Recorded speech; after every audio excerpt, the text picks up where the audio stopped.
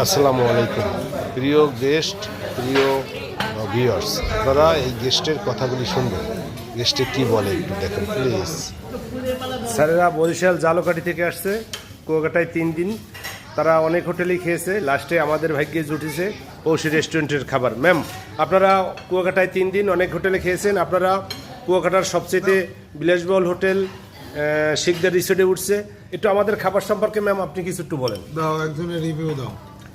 আপনাদের হোটেলের খাবার অনেক, প্রত্যেকটা আইটেম খুব মজা ছিল, ভালো খাচ্ছি, এই তো।